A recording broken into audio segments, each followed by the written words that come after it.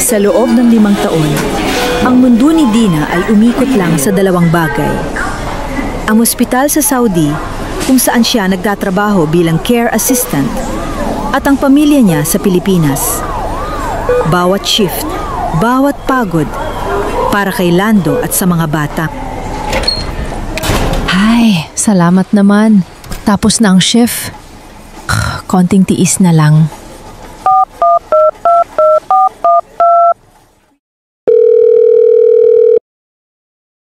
Sagutin mo, mahal. Miss na kita. Hello? Mahal! Oh, napatawag ka? Oras na ba ng break mo dyan? Oo, mahal. Kakatapos lang ng duty. Ang ingay naman dyan. Nasaan ka? Nandito kami sa garahe. Kasama ko si Paring June. Alam mo na, nagiinuman lang konti habang nanonood ng PBA. 'Di ba, pre? What's up, Maring Dina? Siya tayo! Kayo talagang magkumpare. Hindi na mapaghiwalay. Lando, dahan-dahan sa pag-inom ha? Alam mo namang ayaw kong nagkakasakit ka. Ikaw ang head of the family. Kailangan malakas ka. Oo naman, mahal. Don't worry, light lang to. Para lang matanggal ang pagod sa trabaho. Tsaka, alam mo naman, ikaw lang ang inspirasyon ko. Ikaw lang ang babae sa buhay ko. Tandaan mo yan. Sos, nambola pa ang mister ko. Basta, mag-iingat kayo dyan. Yung mga bata? Tulog na. Huwag kang mag-alala. Ako na ang bahala sa lahat. Basta, magpadala ka lang ng panggastos. Kami na bahala ni Parin June mag-budget dito para sa renovation ng bahay. Sige, mahal. I love you. Ibababa ko na. Magpapahinga na ako. I love you too, mahal. Ingat ka dyan sa Saudi. Magpadala lang ng panggastos. Ay naku, Lando. Kung alam mo lang, hindi pera ang ipapadala ko ngayon. Approve na ang emergency leave ko. Bukas na bukas din. Makikita ko na kayo. Pasensya na kung hindi ako nagsabi. Pero gusto kong makita ang gulat sa mukha mo kapag niyakap kita ng mahigpit.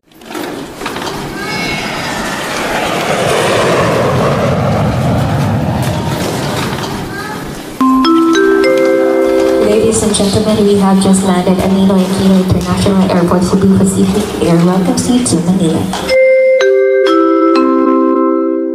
Ang akala ni Lando, isang normal na araw lang ito. Ang hindi niya alam, ang asawa niyang si Dina ay lulanan ng eroplano, bitbit ang mga pasalubong, at ang isang sorpresang magpapabago sa buhay nilang lahat. Salamat po, Manong. Keep the change na po. Alas 11 na ng gabi nang makarating si Dina sa tapat ng kanilang bahay.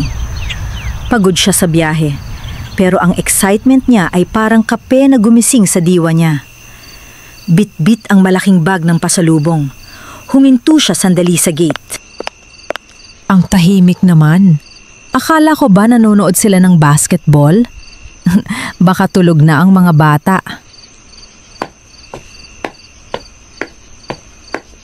Teka, motor ni June to ah. Nakaparada pa rin sa labas. Sa bagay, sabi ni Lando nag-iinuman sila. Baka dito na nakatulog yon.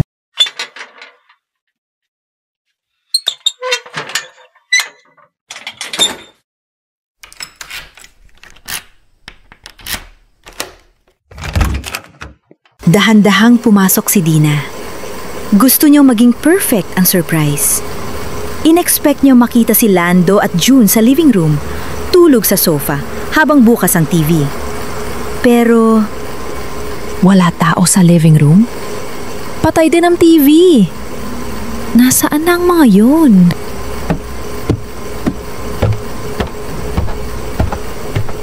Ang kalat naman dito. Ano ba to? T-shirt? Damit ni Lando to ah. At teka, sando ni June? Bakit nakakalat ang mga damit nila sa hallway papuntang kwarto? Lasing na siguro ang mga to. Naghubad na sa init. Ay naku, Lando. Lilinisin ko na naman to.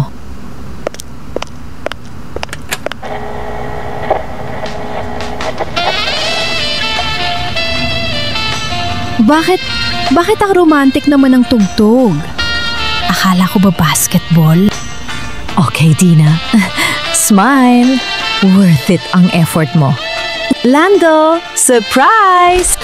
Binuksan ni Dina ang pinto ng may malaking ngisi. Pero ang ngising iyon ay dahan-dahang naglaho habang pinoproseso ng isip niya ang nakikita ng kanyang mga mata. Sa ilalim ng dim light, sa kama na binili niya mula sa kanyang unang sweldo sa Saudi, naroon ang sagot kung bakit tahimik ang bahay. Ang pasalubong na bag ay bumagsak mula sa kamay ni Dina.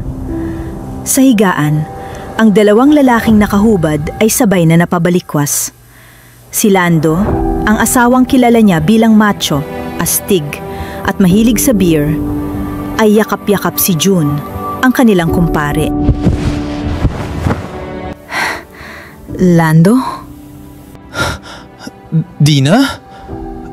Anong ginagawa mo dito? Bakit hindi ka tumawag? Bakit hindi ako tumawag? Para ano? Para maitago nyo to? 5 taon, Lando. 5 taon akong nagpakahirap sa Saudi. Ikaw, June! Kumpare ka namin! Ninong ka ng anak ko! Dito pa talaga? Sa bahay ko? Sa kama ko? Mahal, sandali. Magpapaliwanag ako. Hindi to ganun. Mali ang iniisip mo. Anong mali? Bulag ba ako, Lando? Kitang-kita ko kayo. Yakap-yakap mo siya. Kaya pala ayaw mong umuwi ako ng maaga. Kaya pala busy ka lagi kasama ang kumpare mo.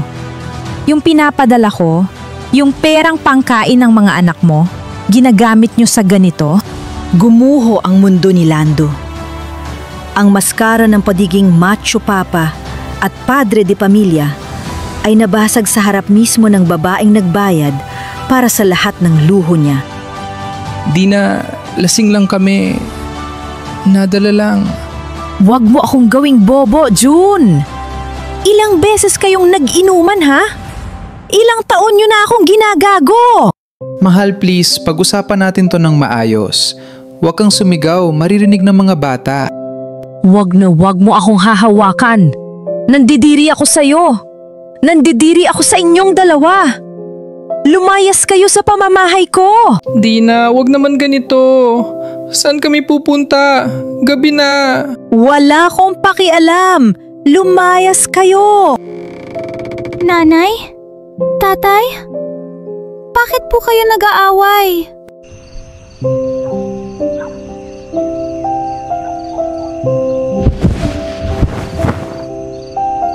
Tatay?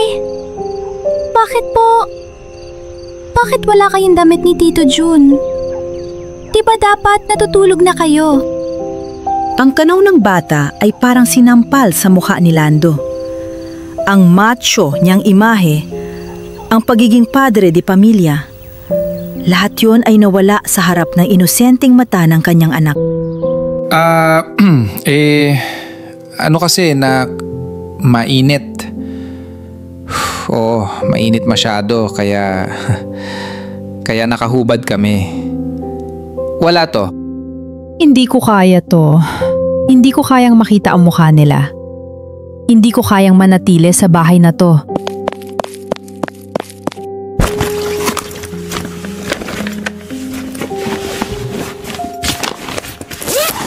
Dina, saan ka pupunta? Gabi na. Huwag ka namang umalis ng ganito. Huwag mo akong pigilan, Lando. Masusuka ako kapag nanatili pa ako dito ng 1 minuto kasama kayo. Nanay? Aalis po ulit kayo? Kakarating niya lang po, di ba? Anak, sorry. Babalik si nanay. Pangako, babalik ako para sa inyo. Pero ngayon, kailangan ko munang umalis. Dina, teka, usap tayo, please. Wala na tayong dapat pag-usapan. Magsama kayo ng kumpare mo! Nanay! Nanay! Naiwan si Lando sa gitna ng living room. Naka-boxer shorts lang, habang si June ay nakatayo sa may pinto ng kwarto, hiyang-hiya. Ang mga pasalubong ni Dina, ang mga tsokolate, sapatos at perfume na pinag-ipunan niya ay handusay sa sahig, mga saksi sa isang pamilyang winasak ng isang gabing puro kasinungalingan. Diyos ko, anong ginawa ko?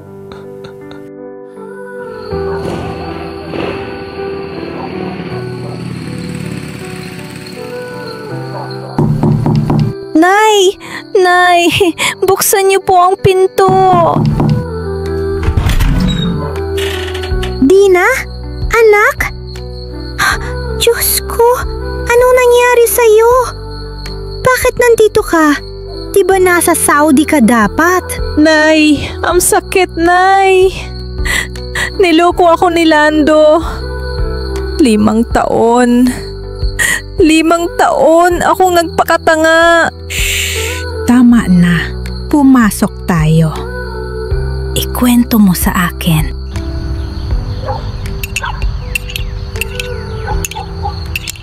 Sa maliit na kusina ng kanyang nanay, ibinuhos ni Dina ang lahat. Ang sorpresa na nauwi sa trahedya. Ang imahe ni Lando na nakahiga sa kama kasama ang kumparing si June. Walang hiyang lalaki yan.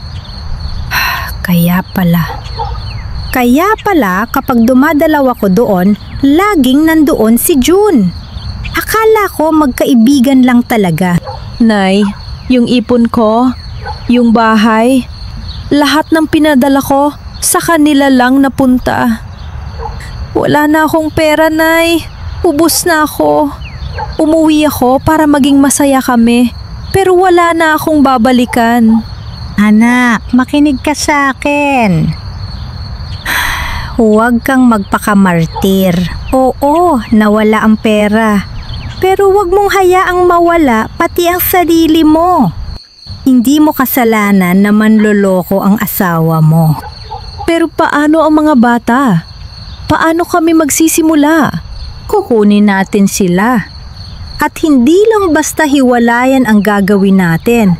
May pamangkin ako na nagtatrabaho sa law firm. Kakausapin natin. Attorney? Oh, panagutin natin siya. Ginamit niya ang pera mo habang niloloko ka niya. Economic abuse yan, Dina. At sa ginawa niya, psychological incapacity. Hindi siya matinong asawa o ama. Ipalasap mo sa kanya ang batas. Tama kayo, Nay. Hindi ako nag-abroad para lang tapakan niya pag-uwi ko. Kukunin ko ang mga anak ko. Nang gabing iyon, sa bahay ng kanyang ina, namatay ang dating Dina na sunod-sunuran. At isinilang ang isang Dina na handang lumaban. Hindi gamit ang dahas, kundi gamit ang utak.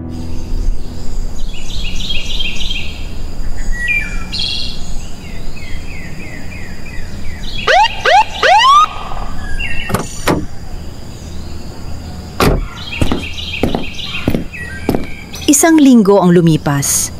Bumalik si Dina sa kanilang bahay. Pero ngayon, hindi na siya sakay ng taxi at hindi na siya nag-iisa. Kasama niya ang isang police officer at ang kanyang kapatid. Wala nang luha sa kanyang mga mata. Puro lamig na lang. Sino yon? Dina? May kasama kang pulis? Bakit? Arestuin mo ba ako? Nandito ako para kunin ang mga bata at ang mga importanteng dokumento. Officer, pasok po kayo. Sir, tumabi po kayo. Hayaan niyo siyang kunin ang mga gamit niya para walang gulo. Dina, parang awa mo na. Huwag mong gawin to.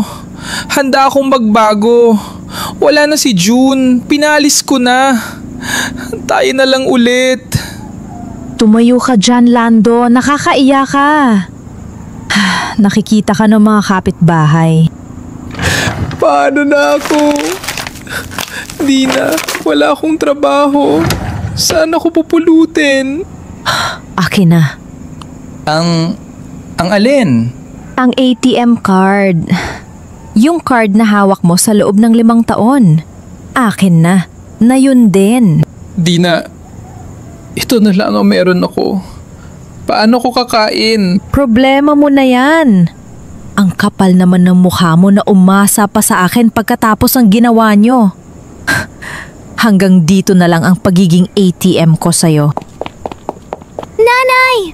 Uwi na po tayo? Oo anak, halika na. Dadalhin ko kayo kay Lola. Binitbit ni Dina ang mga bata at ang bag ng dokumento. Ni hindi siya lumingon pabalik. Si Lando, ang dating siga at macho na mister, ay naiwang nakaluhod sa sahig, umiiyak na parang bata. Huwag kang mag-alala, Lando. Hindi ko idedemanda ang relasyon niyo ni June. Idedemanda ko ang pagnanakaw at panloloko mo sa perang pinaghirapan ko. Hayaan mo ang korte ang magpaliwanag sa'yo ng salitang commitment. Naiwan si Lando sa loob ng malaking bahay. Walang asawa, walang anak, at walang pera.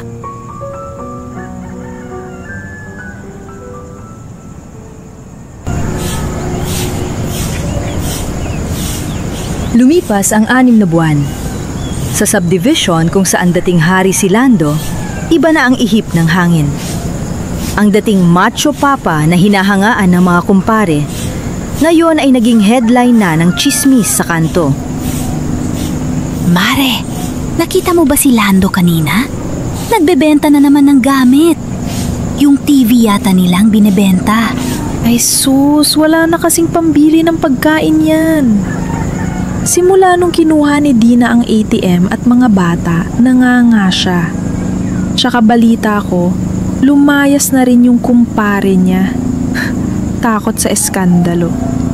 Buti nga sa kanya. Ang yabang-yabang dati. Akala mo kung sinong macho, yun pala. Ay nako. Samantala, sa kabilang barangay, ang luha ni Dina ay napalitan na ng pawis. Pawis sa pagtatrabaho para sa sarili niyang negosyo. Gamit ang natitirang ipon at tulong ng pamilya, nagbukas siya ng maliit na Dina's Diner. Kuya, pakiserve na po itong lechon kawali sa table 4. At pakicheck kung may extra rice pa sila. Yes po, Ma'am Dina.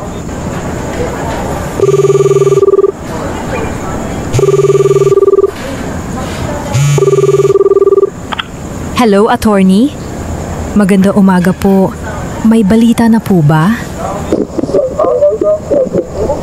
Talaga po? Granted na ang temporary restraining order at umusad na ang hearing para sa annulment? Salamat po, attorney. Hulog kayo ng langit. Nanay! Mataas po score ko sa test! Ang galing naman ng anak ko. Sige, dahil dyan, ice cream tayo mamaya. Lando, kung naririnig mo ako ngayon, gusto kong magpasalamat dahil sa ginawa mo. Natuto akong tumayo sa sarili kong mga paa. Hindi ko kailangan ng macho na asawa para mabuhay. Ang kailangan ko lang ay ang totoo kong lakas. Si Lando ay naiwang bilanggo ng kanyang sikreto at kahihiyan. Si Dina naman, kasama ang kanyang mga anak, ay malaya na. Sa huli, hindi galit ang nanalo, kundi ang katotohanan.